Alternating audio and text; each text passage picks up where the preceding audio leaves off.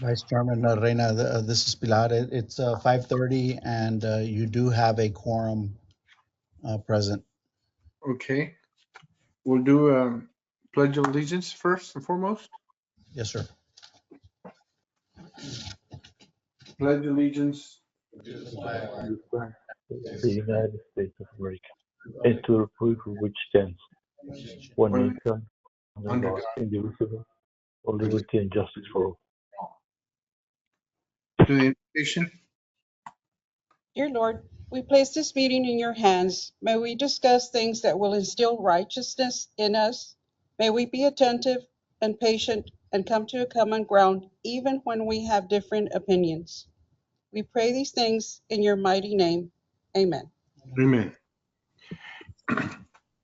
Call the order of this workshop. Vice Chairman, Directors, we have Blakely Fernandez here today to provide the annual ethics and compliance training. Hello, Blakely. It's your show. I think we've got not the right presentation up. Can we change this to the presentation that's one ahead of this?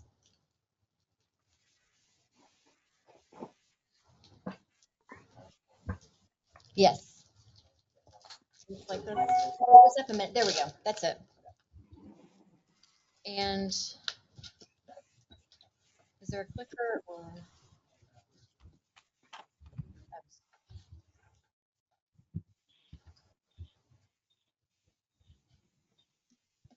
Hi. Hello. The Texas Administrative Code and TxDOT require an annual training of board members and staff on the ethics and compliance requirements of serving and of working for an RMA. And so we do this once a year, and I'm back. It seems like we just did it last month, Blakely. I know. The good news is none of the information has changed since the last one because our legislature only meets every other year. So this is going to mirror what you heard last year. If you've got questions, though, please stop me along the way, and we'll answer those. If you are behind me and have questions, you'll have to make some noise or something, and I'll slow down for you. All right, so we're required to adopt and enforce an internal ethics and compliance program, which you have done. Again, this is required under state law and under the administrative code. The idea is to make sure that we can detect and prevent violations of the law, regulations, and ethical standards, and that we enforce compliance with the program. So we've got monitoring and auditing systems in place, and then as part of this compliance, we provide the periodic training for board members and employees. Just to separate out the difference between ethics and compliance, ethics relates to the conduct and behavior. Really, we focus on public trust and avoiding the appearance of impropriety. Compliance is more of the technical side, the evidence, the enforcement. If you've got compliance questions, please reach out to Pharr or Celia or me, and we will make sure that your questions are answered and that you're moving appropriately. We're going to cover 7 areas today that are listed here. We're going to focus on the state law, the TxDOT rules, and the RMA policies. So if you've served in as a public official or as a public employee in a different capacity, the rules that you worked under were probably broader, a little more lenient than they are once you're with a TxDOT agency. We've got much stricter rules. Okay, starting with conflict of interest. Under state law, public officials, that's all the board members in this case, cannot participate in a vote on a matter involving a business entity or property in which you have substantial business or property interest and would receive an economic benefit. And what I want to highlight here is that the thresholds are very low. A substantial business interest is lower than you would probably naturally think is substantial. 10% of voting shares, 10% of your total income, or $15,000 in fair market value. So it's the $15,000 that you probably want to just keep an eye on. And substantial property interest is a value of $2,500 or more. If you have a conflict, we really just need you to raise it, make us aware, and you won't participate in discussions on that item. You wouldn't participate in a vote on that item, but it's otherwise it doesn't impact your ability to serve on the board. We just need to be aware for that specific issue. The rules, as I mentioned, for TxDOT related entities are much stricter on conflict of interest than you might also anticipate. So you'll see the words in red here, you know, where we've got issues that might influence your official duties, that might require or induce disclosure, that could impair independence, that could create a conflict. That's what we're looking for. So it's not that there is a creation of an issue necessarily, but we're avoiding the appearance of impropriety. The responsibility of officials, no lunches, dinners, trips that would be perceived to influence decisions, no sharing of RMA confidential information. That's anything that's not yet public. No purchase of land in or near projected right-of-way, and no interest in any RMA contracts. What is your standard of near?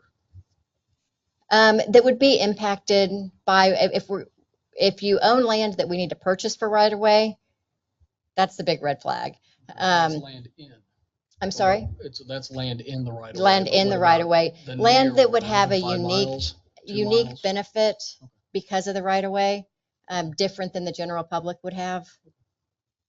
It's going to be one of those, yeah, we know when we see it. If you if you think it's an issue, let's talk about it. No worries, thank you. Okay, the consequence for certain conflicts of interest under the Administrative Code and the Transportation Code would make you actually ineligible to serve as an RMA board member, and these also apply to Pharr. These relate to you or your spouse, and it's part of the certification that you signed when you joined the board, and that you'll sign as the certification that you've had training tonight. But that none of the described activities apply to you. I don't think I need to read through all of them because I believe that we've been through those with you. And then there is an actual form that needs to be filled out if you have a conflict, and that's the conflicts disclosure statement. This deals more with our vendors and with folks responding to procurements. And so if you've got somebody that you've got a relationship with that is responding to a procurement of the RMA, they would fill out one of these forms, you would fill out one of these forms, and then you would not participate in the discussion or in the vote on that item. Okay, bribery and gifts. So bribery under state law has 4 elements: a benefit, acceptance, timing, and influence. So bribery, the benefit would be any financial gain or advantage.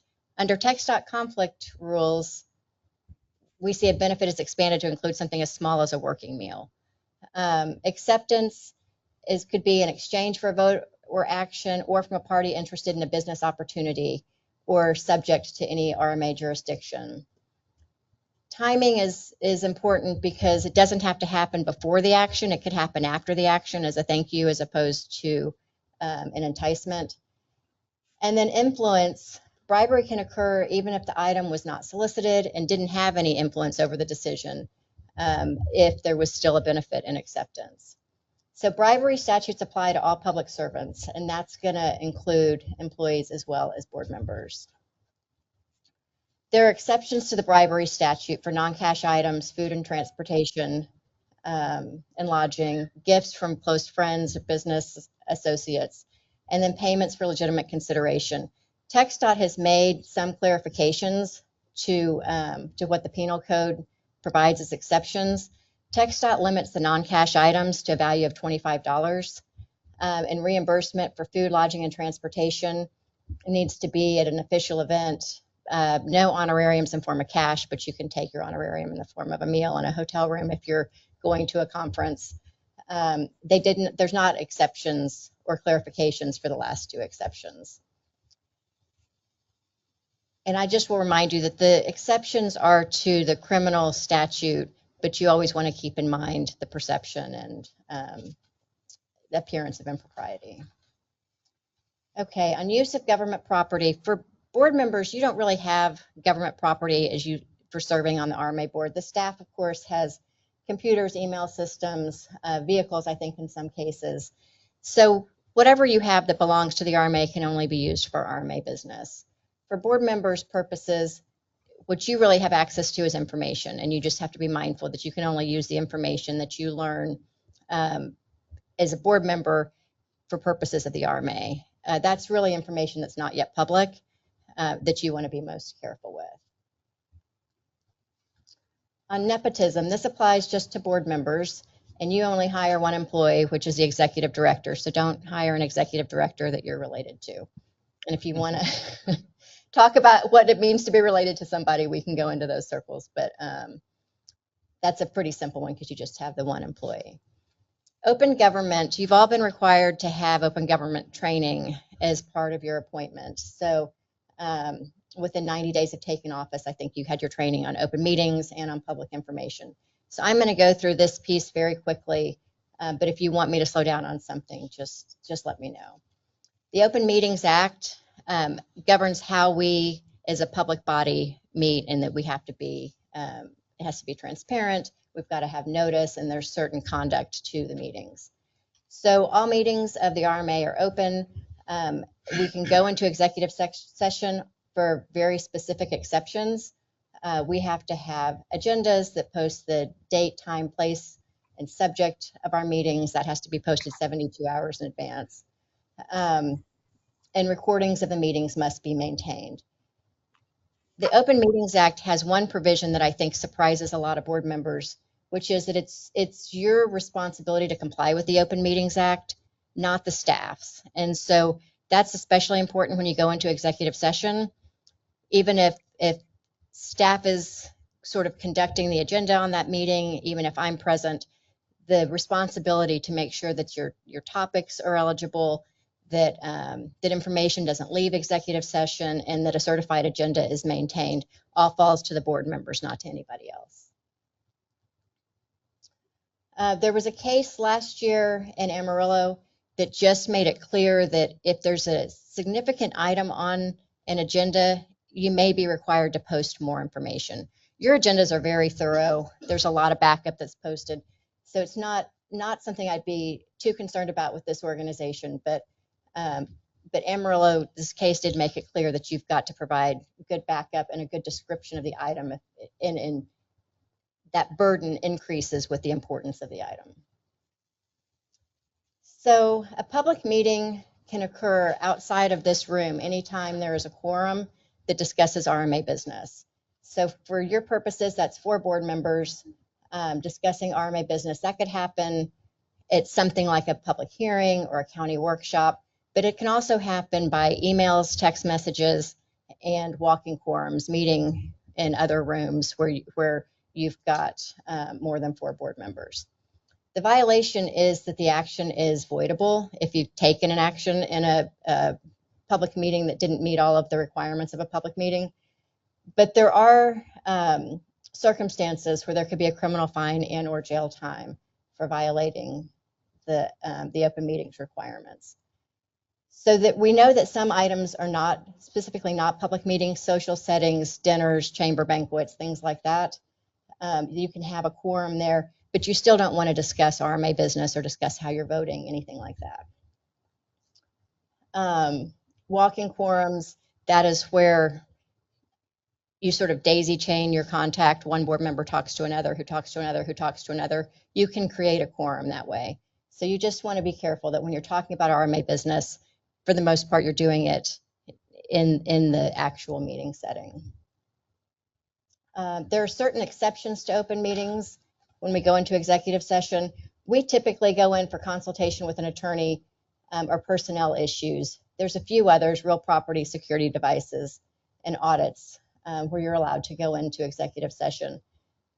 But you can't go in outside of these specific exceptions.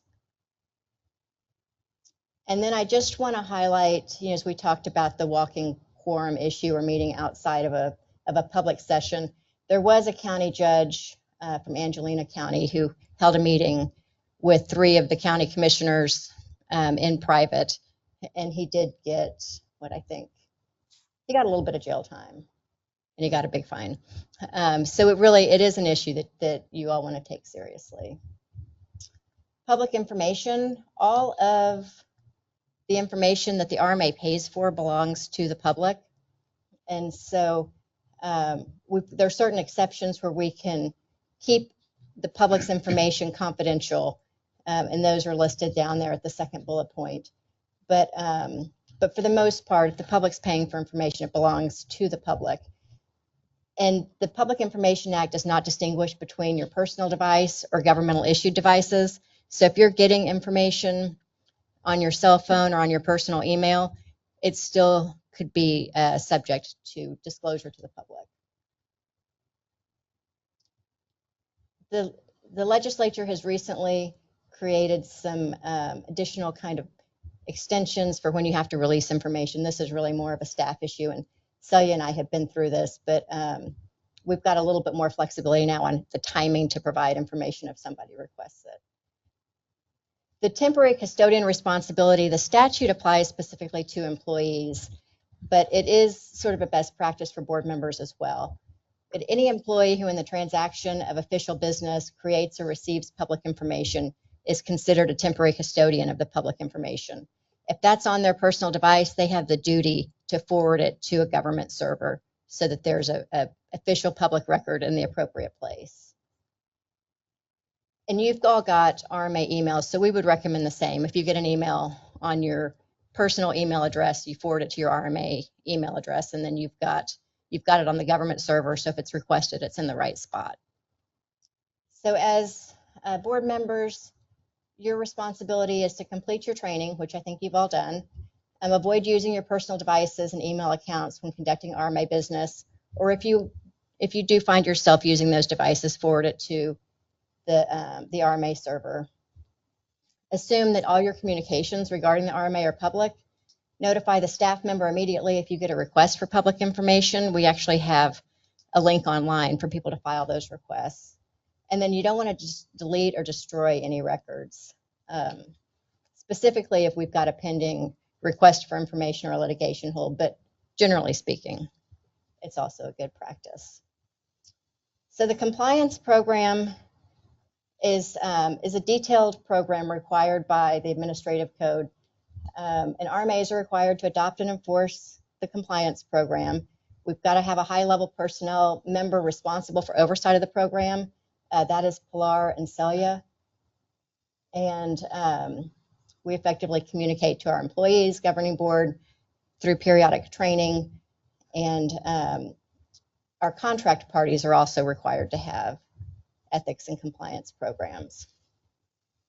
So as part of our compliance, we've got this button on the website, that fraud reporting button. And we do periodically get reports of things. We get a lot of random things on there, but we get questions asked and things. That anything that comes through that button goes to Celia, and I automatically get a copy. And so then we touch base right away to make sure that that whatever comes through is handled appropriately. The RMA has a written code of conduct. This is also required by state regulation. That written code of conduct covers specifically the things that are required: record retention, fraud, equal opportunity, sexual harassment and misconduct, conflicts of interest, RMA property, and gifts and honoraria. And then we provide certifications to TxDOT on an annual basis that the program has been adopted and that we have satisfactorily complied with all of the requirements of state law. The training evidence that's required, the first 3 apply to board members, your training certificates, and then your annual compliance certificate. The next 2 are staff trainings that are required. And then there's a list of reports that we keep up with that the state requires RMAs to provide. We've got an ethics and compliance handbook for you. The items in red have been replaced this year. This is an electronic handbook because it's just overwhelming amount of paper if we print it out. If you would like a paper copy, we can provide you with one. But it's on the website, and you can see for yourself if you've got questions. You can go directly to the administrative code. You can go directly to our last audit. You can see all of the reports that are required and so forth. And that is it. Unless you have any questions. Any questions from anybody? Nope. All right, thank you very much. Thank you. Thank you, Blakeney. Mr. Pilar will adjourn this workshop. Anything else, Pilar, on the workshop? No, sir. Okay, we'll adjourn the workshop at this time and call the meeting to order. And can we please establish a quorum, Mr. Rodriguez? Yes, sir. Vice Chairman, you have 3 members present. You have Director Pardo, you have Director Del Angel, and Director Williamson present, and then you have yourself, Director Kamel, and I'm not sure if Director Sines has logged in yet. Director Sines, are you on the line?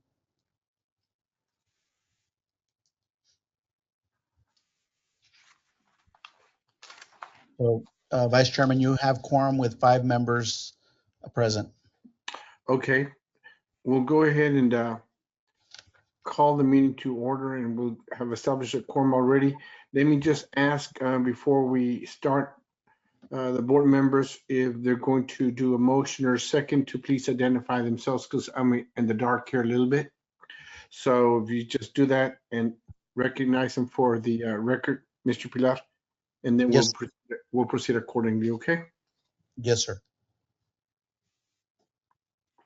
So number 1 is on reports. On public comments, do we have any public comments? We have no public comment. Okay, we'll go to reports.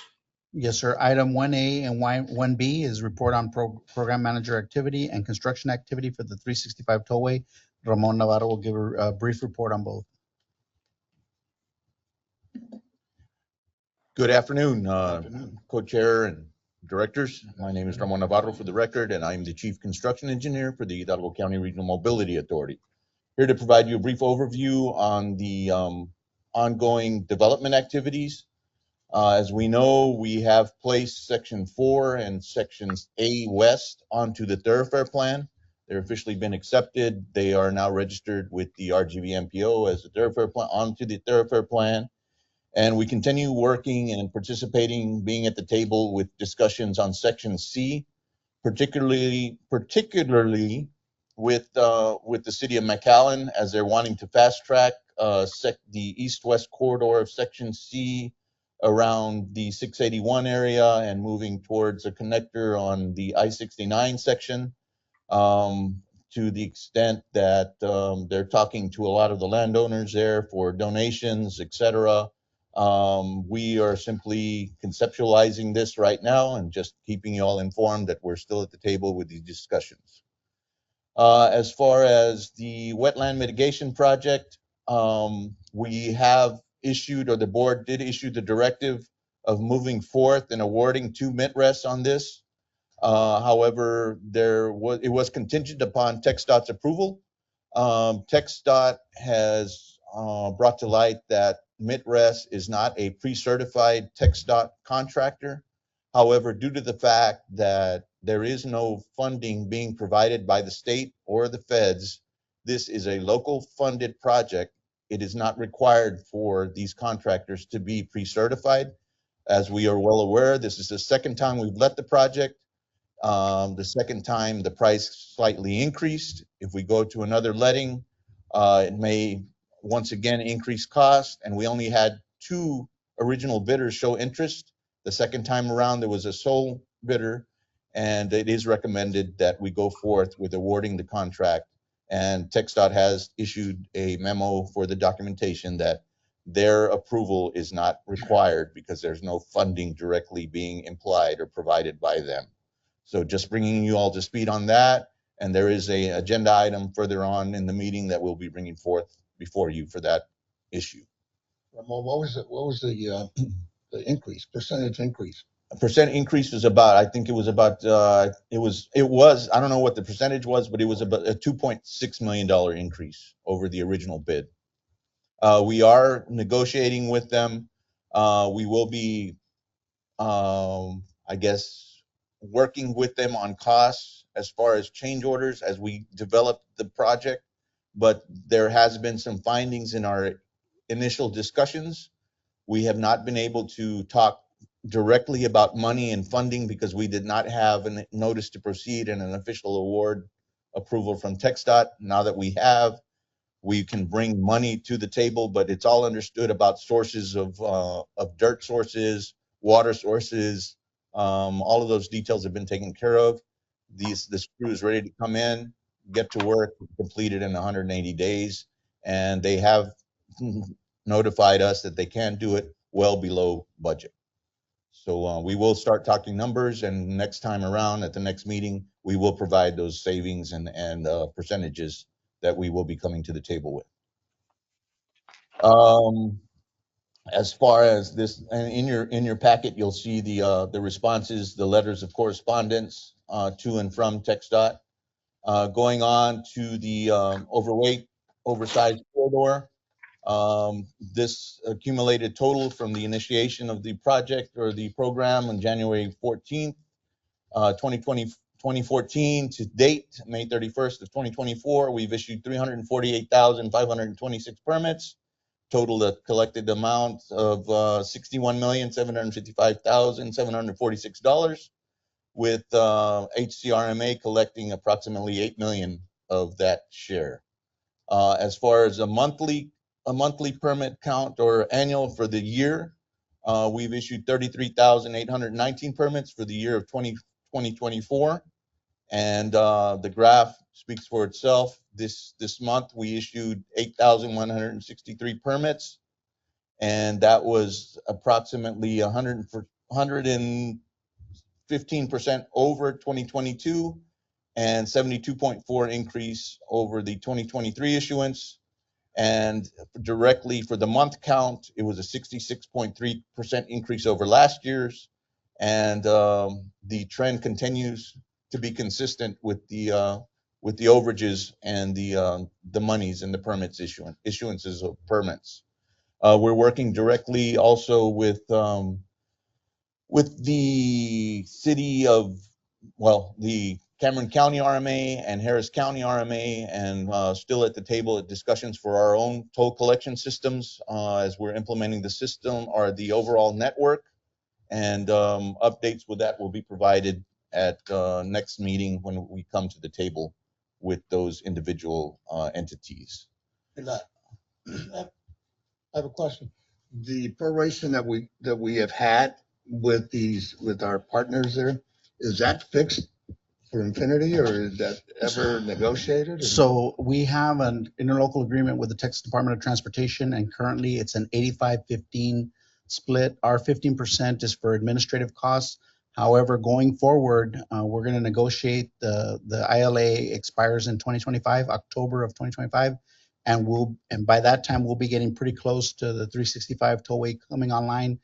About 2 months ago, we met with Lance Simmons, who's the chief engineer for the Texas Department of Transportation and in charge of the overweight program. And so we're going to be looking at the proration of that fee going forward when 365 comes online. And I've also had local discussions with Pete Alvarez with the district office about that.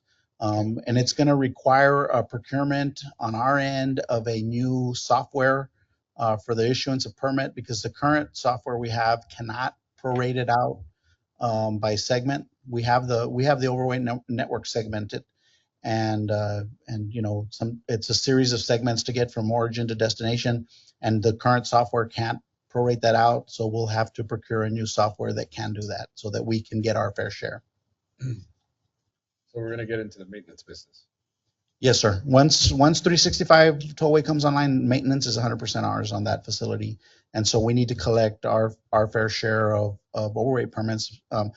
Fortunate for us is that our facility is designed for overweight trucks. We did design it for 125,000 pound gross vehicle weight. TxDOT's network is designed for an 80,000 pound. So we have an advantage in that our system is designed from the get-go for overweight trucks. Has there been any discussions on how that's going to be divvied up? It doesn't seem like a straightforward calculation. It'll be, so the way it'll work, and in the preliminary discussions with TxDOT is that we'll have to segment it, and each segment is a fixed mile. And so when the user, or when the permittee applies for a permit, he'll say, well, I'm going to drive down segment 1, 6, and 9 to get to the destination. Say 1 is 1 mile, 6 is 1 mile, and 9 is 1 mile. And 1 and 9 belong to TxDOT, and 6 belongs to us. So 30% of the fee goes to us, 60% of the, or 33% of the fee goes to us, 66% of fee goes to TxDOT. So that's the way we envision prorating it out. There may be other times where they say, well, we're going on the 365 tollway all the way, so we get 100% of the fee. And will that prorated fee be on top of the 15%? Because we're still going to Yes. be administrating the. Yes, so it'll permits, right? be a share of the 85% Okay. that we'll be receiving. Pilar, do you have any idea what the impact of 365 tollway usage will be to this particular oversized permit count that we're using in the existing program? So we predict that the traffic and revenue study shows that about 5% of the traffic on the 365 tollway will be overweight trucks. And 5% of that what does that mean to this program? That 5% is about 60,000 trucks a year that will be using the 365 tollway. And what number is that in relation to the existing program? Is that your 5%? The 5% is just to the tollway usage. How is that 5% in relation to this program? Well, so we're estimating that the majority of the overweight traffic will be using the 365 tollway. The overweight network is really an east-west network, even though we've got some north-south. It's really to move traffic in the east-west direction from the Progreso port, from the Donna port, from the Pharr port, and the Ansalduas port. And so the majority of that traffic is going east-west. There's some that are going to other destinations, but the majority of it is going in the east-west direction. And so we'll see the lion's share of that traffic on the 365 tollway, because that's going to be the most efficient route for them to get to in the east-west direction. Thank you. Yes, sir. Ilana, we'll ask you one question there real quick. I had a call today, and they had gone out to our website to see what the segments were and what the routes were. We have a local company, that is changing their delivery point. They're crossing the border with produce, delivering south Pharr, which they have the segments of the overweight to do so. Now they're changing that to the Elsa area. Okay. And they were asking me, what is the best path for me to take on an overweight to get to Elsa? So the most northerly segment of the overweight corridor is FM 1015 from Military Highway North, but the corridor currently ends at mile 9 in Weslaco. So it doesn't quite get, it's still about 5, 6, 7 miles short of the Elsa area, but the route does exist on FM 1015 up to, which mile 9, I believe, is just north of the expressway. So after that, they would be in violation? Yes, they would be in violation, yes. Yeah, they would be in violation. And that's the furthest, nobody's petitioned to have the corridor extend. City of Weslaco petitioned maybe 5 years ago, 6, 7 years ago, petitioned to have the corridor extended to mile 9 because that tied into their airport and to their industrial park in the Weslaco area, but it hasn't been extended north of that.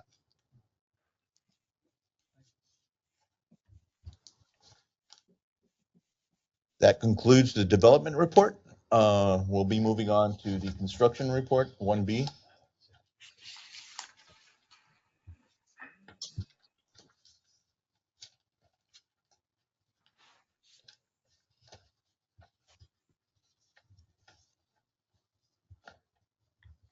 Thank you.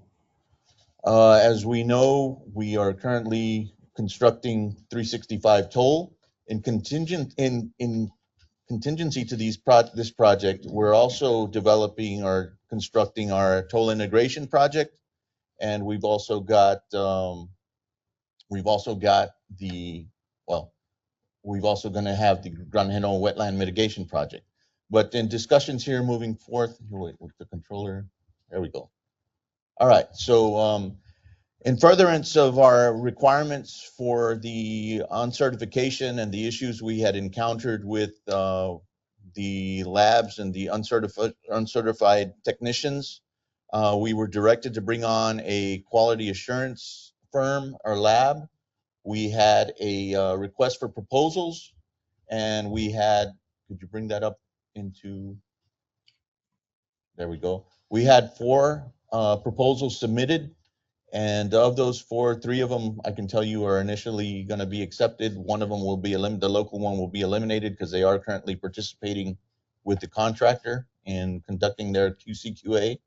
But we look forward to coming before the board with evaluations and rankings of these 3 labs and getting further directives on how to proceed forward with these outside entities. These all are from outside of our area, and we are looking forward to bringing them in, conducting interviews, and seeing which the best qualified firm is to conduct the necessary forensics testing that we need for certifications. In addition to that, we continue the toll integration project, putting in the gantries, putting in the ducts, the collection points and the electrical connections, and moving on to the summary for 365 very quickly. We issued notice to proceed in February of 2022. The charges commenced on March 17th of 2022, and getting down to the good stuff. We have issued 5 change orders to date. I know we have kept the board in suspense for change order 6. Today we entertained FHWA for their second audit, and we have had some rain and some standby time, and we were able to collect numbers. FHWA has requested that we break down each of these work orders into individual items instead of taking them all in as one change order. So before you see change order 6, 7, 8, and 9, and the work change directives. There are 1, 2, 3, 4, 5, 6, 7 work change directives. These are primarily field changes that were conducted, have already been conducted, and we're summarizing these totals to be able to bring the estimate to date. The estimated total of the 9 items is $825,579.49. We're looking to hold a special meeting sometime next month or within the beginning of the first of next month to be able to come before you with the recommendations for the lab services and for approval of each one of these change orders. The documentation is in place, and we need to get official concurrences from the board and FHWA and TxDOT. We have been in discussions with TxDOT and the FHWA agencies, and hopefully by the time we have the special meeting, all we'll need is the directors to approve, and we'll move forth with those change orders. Capturing VCP packets, we continue discussions of the ongoing conditions and negotiations. As you all are well aware, we have had various testing concerns, and those have gone into some detail. Let's get into payment, and we'll get into the work issuances here shortly.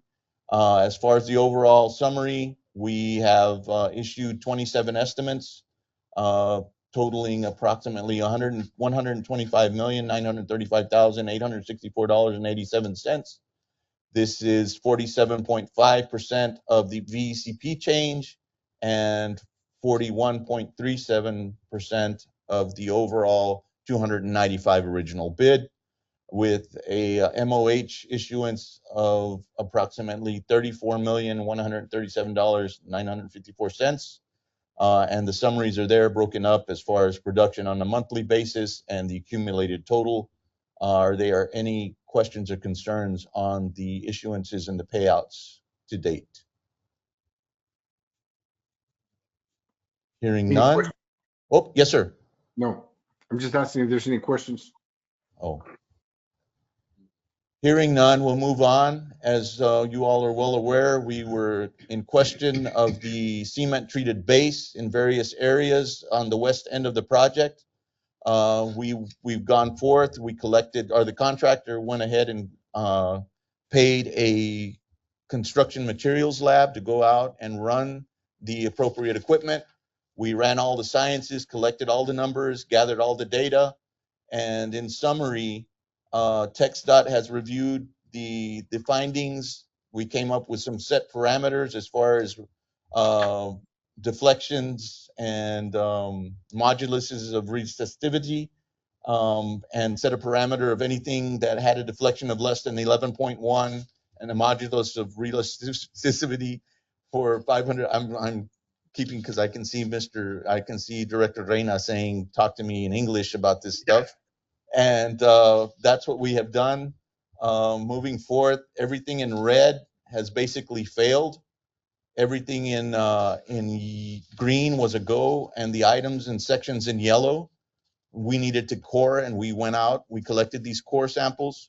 We started with the least weakest point, thinking if the weakest point passed, the other numbers should be acceptable. So what we did was we went out and physically cored. These pictures are going to have to be downsized. There you go. We actually went out and cored the areas, each area, and starting with the least weakest area. This was the first core we took out. You see it didn't sustain, it didn't hold itself, its value. It fell apart. So we moved on to the next section. That section, or that yellow area, is now considered a red area because that section failed. Okay. So we went on and cored the next section. Next one up. There you go. This one held its integrity, which means that the base material is meeting the required specification. It did hold the strength. It did hold the modulus of resistivity. So everything else that had a number that was greater than this was considered or accepted to be approved. So we've moved forth and confirmed that all the red sections in that diagram are coming out, okay, and being reworked at the contractor's cost. And all the areas that were yellow and green are now all green. We're moving forth. It remains in place, and the paving goes on as accepted. Can you go back to that red Yes, yellow sir. diagram? You have a percentage more or less of what failed and what? I would say probably about 7% of it is in red, sir. Less than 10% is in red. However, the connectors that are in red do have concrete paving on them already. So if the base failed, the concrete paving, of course, comes out. But they today have committed to removing it and moving forth with rehabilitating the deficiencies. Any other questions? Moving on to additional items of work, we had other concerns with the production of precast panels for the mechanically stabilized earth walls. These were findings on the initial FHWA audit. PCI, or Pullis Construction, was given more than 2 months of time to bring these items of concern and resolve them. They did not issue us or give us any responses to resolve the immediate issues that were brought forth. These were certifications of technicians, operation procedures, testing acceptance of concrete, other items that they were supposed to be running via QCQA. We went out and tested these individually ourselves, conducted a daily basis of quality assurance, quality control testing. We did find that the technicians were not fully conducting or appropriately conducting some of these pours for ourselves. And we issued a suspension of work on these items until we can get resolved before going forth. The contractor provided us, as far as the MSC walls, a commitment to getting all of the technicians certified, the appropriate certifications, and appropriately coming up with a revised quality assurance, quality control plan, that it will be submitted by the week's end. Hopefully we'll be able to lift the suspension upon approval of FHWA and TxDOT's acceptance of their amendments, and go forth with production. Now, what does that mean on time? This is a suspension of work. It's not a stop work order. So this calendar days remain being counted on, and work in other areas, other items of work are being able to be conducted. It's just the MSC wall production that has stopped, along with the fact that we went out and tested the material sources that they were using for select backfill. We had continuous issues with the material passing at the fundamental source and not passing when it arrived on the location. Those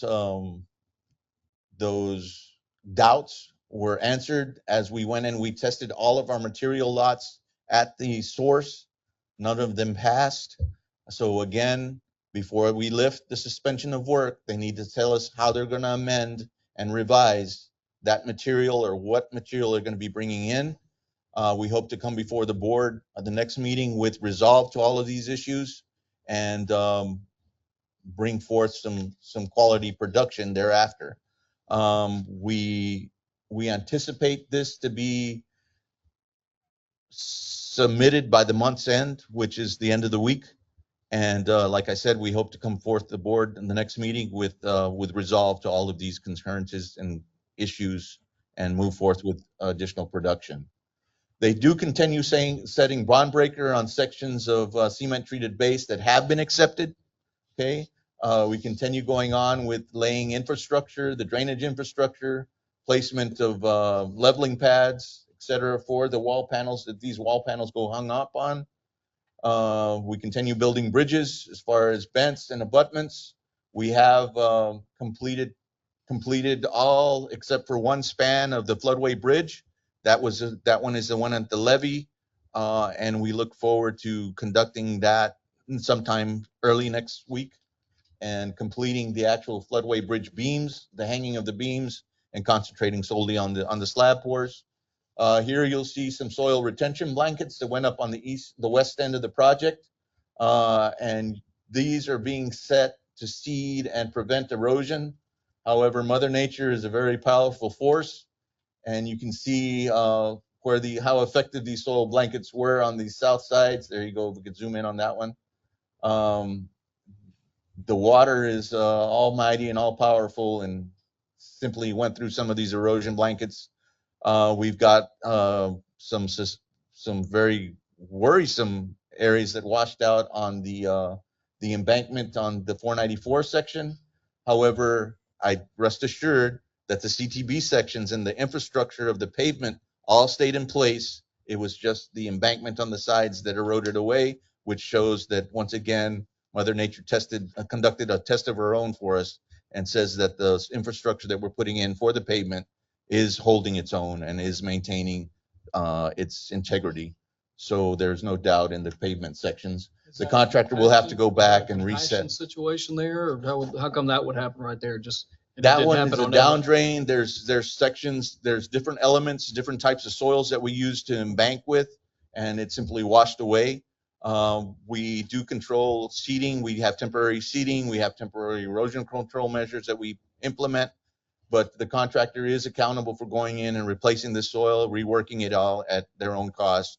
And at the end of the project, it's better that this happened now than at the end. And it comes forth, and we have this corrective actions taking place while we're still in construction. That concludes the report. Any questions and concerns I can entertain at this time? I did see the 23rd Street beams that went across. I was Yes, driving sir. back the other day, and I actually slowed down to 25 miles an hour, took a picture. Yes, sir. A lot of people are questioning. We do have the 21-foot clearance there. We have a 16-foot immediate sign right now. Well, we did meet the 21-foot clearance requirements, and all of that is all good.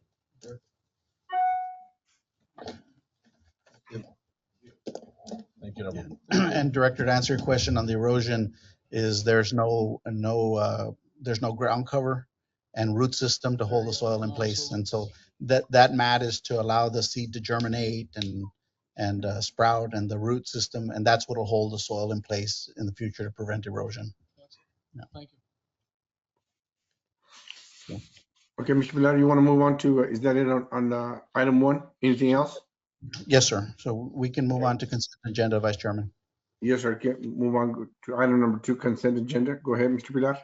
Yes, sir. All matters listed under consent agenda are considered to be routine by the governing body and will be enacted by one motion. There will be no separate discussion of these items. However, if discussion is desired, that item or items will be removed from the consent agenda and will be considered separately. Okay. Need a motion? So move. Mr. Del Angel. Moved by Mr. Del Angel, second. Second. Is that Mr. Kamel? Mr. Yes, Kamel. sir. Yes, okay, we have a motion and a second. All those in favor, say aye. Aye. Aye. All those opposed, same sign. Motion carries. Vice Chairman, staff recommends that you entertain a motion to enter into executive session under Chapter 551-071 of the Texas Government Code for items 6A, 6B, and 6C. 6A, 6B and 6C. okay, we need a motion to, you said a motion to go into executive session at this time? You want to do it now, Mr. Pilar? Yes, sir. Okay, so we need a motion for, to go into executive session for item 6A, B, and C. Do I have such motion? Second. I couldn't hear that, Pilar, I'm sorry. So move. You have a motion by Director Del Angel and a second by Director Williamson. Okay. We have a motion to go into executive session. All those in favor say aye. Aye. All those in favor, same sign. Motion carries to go into executive session. Okay, then we have a motion to get back onto regular agenda. Moved, Frank. Do we have a Michael Wade. second on that? We have a motion and a second to get back onto regular agenda. All those in favor say aye. Aye. All opposed, the same signs. Motion carries. Let's go back on there. We'll get back to regular agenda, which is item number 3A. Yeah, Resolution 2024-27, consideration approval change order number 6 to that certain construction contract with Paulus Construction for the 365 tollway. No action on this one. We'll be bringing this back. Okay, Item 3B, Resolution 2024-29, consideration approval of supplemental 2 to work authorization number 21 to the professional service agreement with Sames for a no-cost time extension to provide surveying services for additional X parcels claimed by the Hidalgo County Irrigation District number 2 as part of the 365 tollway. Staff recommends approval.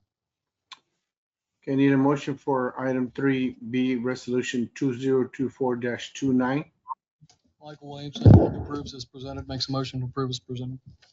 Moved by Mr. Williamson, second. Second by Frank Pardo. Second by Mr. Pardo. Have a motion, so all those in favor signify saying aye. Aye. All those opposed, same sign. Motion carries. Item 3B, so that we're going to item 3C now, Mr. Pilar. Yes, sir. Resolution 2024-30, consideration and approval of supplemental number 3 to work authorization number 8 with HDR Engineering to provide construction inspection services for the 365 tollway construction project. Vice Chairman and Directors, we've lost 3 of our inspectors on the job. And so this is to bring in some temporary contract inspectors to continue the quality assurance on the project. The supplemental is in the amount of $1,009,480.30. This will get us 3 inspectors for the next 12 months and construction support staff that goes with that. Staff recommends approval. Need a motion to approve resolution 2024-30. Williamson, I'll make a motion to present, to approve as presented. Moved by Mr. Williamson. Do we have a second? Second by Mr. Del Angel. Second by Mr. Del Angel. Motion to approve resolution 2024-30. All those in favor say aye. Aye. All those opposed, same sign. Motion carries. Mr. Pilar. Yeah, item 3D, resolution 2024-31, consideration approval of contract amendment number 11 with HDR Engineering to increase the maximum payable amount for supplemental number 3 to work authorization number 8. And so that's just to increase the maximum payable amount for the supplemental to the work authorization you just approved. Staff recommends approval. That goes in hand with item number 3. Did we have a motion to approve motion item D? Yes, so moved by Frank Pardo. Moved by Second. Mr. Second by, Mr. Williamson. All those in favor of approving motion to approve resolution 2024-31, signify by saying aye. Aye. All those opposed, same sign. Motion carries. Mr. Pilar. Yes, 3E, Resolution 2024-32, consideration and approval to proceed with the award of contract to Midrest Services LLC, waiving the TxDOT pre-certification requirement for pre-qualified bidders. If you'll recall, back on May 29th, the Board of Directors on March 26th, the Board of Directors awarded the contract for the Granjeno Wetland Mitigation Project to Midrest in the amount of $5,850,993.87. One of the contract requirements that we had was that they be pre-certified by TxDOT to perform this work. And that is standard language in our contracts. And that is typically required when there is TxDOT funding. In this particular case, there is no TxDOT funding. There's no state or federal funding that will be utilized for the construction dollars. All the funding is provided by the authority from the bond proceeds that we issued, the Series 2022A and 2022B bonds that we issued. And so TxDOT, the pre-certification requirement is a formality that can be waived by the Board of Directors. And so staff is recommending that we waive the pre-certification requirement to allow Midrest to proceed with the work. Anything detrimental down the road that you see for non-pre-certification, Mr. Pilar? No, sir. Our legal staff, Blakely Fernandez, has reviewed the request to waive the pre-certification, and she has no objection. Yeah. Okay. Need a motion for that?